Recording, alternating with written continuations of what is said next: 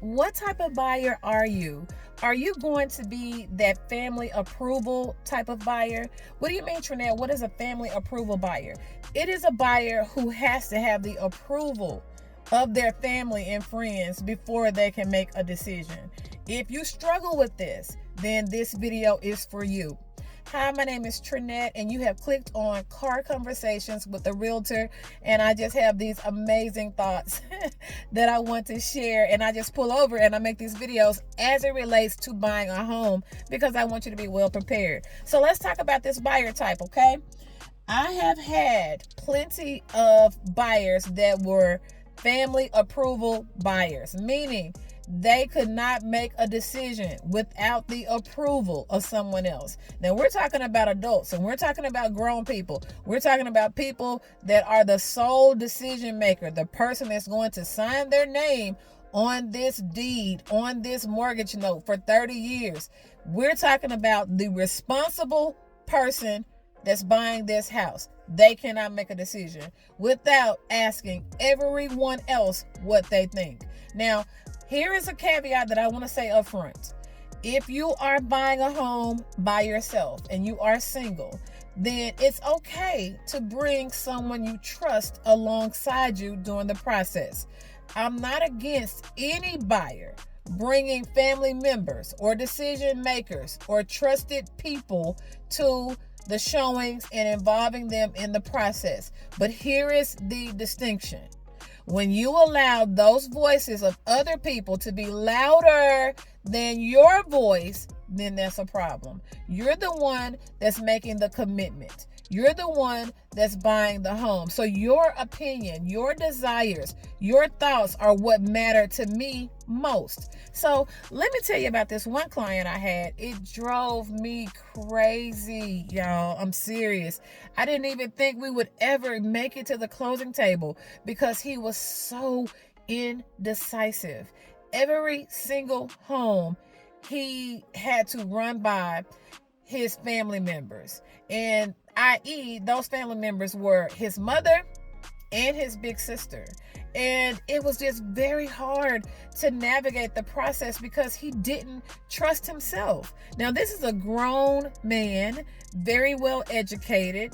When I say grown, I'm saying of age. Like, I can't remember how old he was, but old enough to make his own decisions. And again, I'm not saying that you can't bring a trusted partner along. I'm not going to tell you that he was married as well, but his wife's opinion did not trump what his family members thought, which I thought was sad, but I'm just a realtor. But every single house, he had so many questions about everything, but it was first, wait, let me call so-and-so. Well, let me see what my big sister think about this because she's purchased homes before and surely she knows. She can tell me exactly what's this, what's that, and the other. Forget what you're saying, Tranett. Forget what you're saying, wife. I need to talk to my big sister. Now, while that's cool, it's not cool. Because big sister eventually was like, bro, just decide, man. You don't have to keep calling me, asking me about every single detail. This is your house. So if you have a habit of not being able to make your own decisions without having to ask everyone else, then you got to get over that. Because you may be missing out on a great home because you're listening to what everybody else has to say. Remember, these people are not making any mortgage payments. They are not living with you. And while the opinions of others that you trust and love do matter, you are still the sole decision maker. And if you become paralyzed and can't push forward because you are worried too much about what your family is going to think or what they're going to say, then you're going to be miserable in the home buying process. I have been on showings before where family members have talked entirely too much. I mean, they've been so judgmental and so critical. And I could see that my buyer really liked the home. But because cousin was there and auntie was there, uncle was there, mama was there, daddy was there, too many people there talking about what they like. And if I were you, I don't think it's worth this much. And I think that they need to come down on the price and they need to fix this. I mean, they pointing to a scratch in the wall. They need to fix this. Too many people, too many voices that are not the decision makers at the table should be limited. Only bring one person, maybe, that you trust, that you can bounce ideas off of, that you can say, well, do you see something that I'm not seeing? Or if you're fearful, bring somebody that can ease that fear and the comfort to remind you, okay, friend, this is what you talked about, this is what you said you wanted, and this house offers that. So I think this house is a good fit for you. You want a cheerleader. You do want somebody objective that can, maybe see what you're not seeing, whether good or bad, but you don't want negativity. You don't want over opinionated people following you through every house, and then you can't make a decision. My client, it took forever because he was just scared to trust himself. He was scared to trust his own life experience as a man. Everything had to be ran by his family members. And it really didn't even matter if his wife said, honey, I like this one, or honey, this is a good fit for our family. It was, yeah, okay, but let me call my sister. Yeah, okay, but let me call my other family member. And so it was sad. It really was. And it was frustrating. And I was just really turned off by the whole entire dynamic. Like, it was almost too much to handle. It just was. I don't even know how he got married. I don't even know how he settled on that wife, which she's a beautiful, wonderful woman. But I don't even know how he settled on that without having everybody's opinion. It's wild. So I'm just saying, don't be the type of buyer where you can't speak up for yourself. When I'm walking in homes with clients and they bring family members or they bring friends, I'm totally fine with that. But when I'm talking to the buyer, I'm talking to the buyer.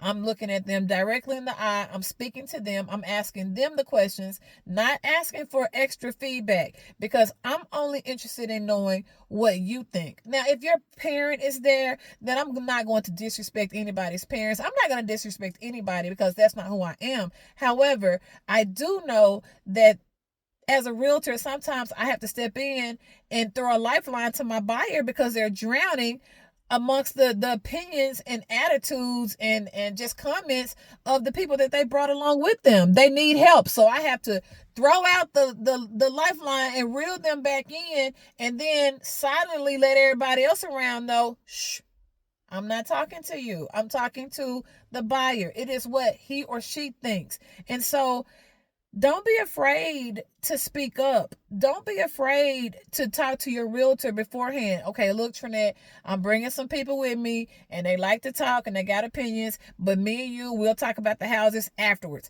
Okay, I'm cool with that. Give me a heads up. Let me know. Okay, it's going to be a lot of chit chat, a lot of chatter. However, at the end of the day, I'm going to make my own decision, Tranett. I respect that. Just make sure that you have a good communication with your realtor and that they know what page you guys both are on, because the goal is to get you the house. Don't go searching for everybody's opinion because it makes it almost impossible to decide. You can't make everybody happy.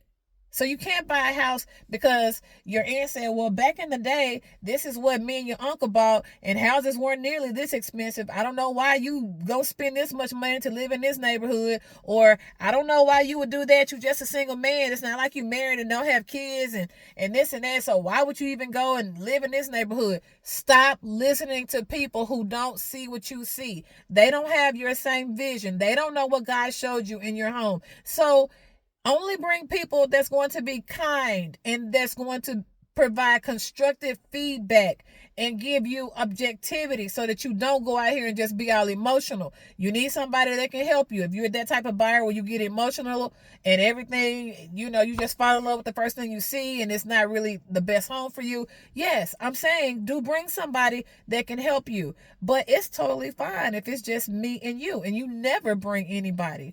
I can be that person for you, but at the end of the day, you have to make your own decision. So just wanted to encourage you, don't be that buyer. Don't be that type where you can't make your own decisions because you're seeking the validation and approval of your family members and your friends. People who bought a house 10 years ago, it's not the same today. What we did in 2015 is not the same thing that we're doing in 2025. So while you hear their advice, take it loosely because they're talking a decade ago.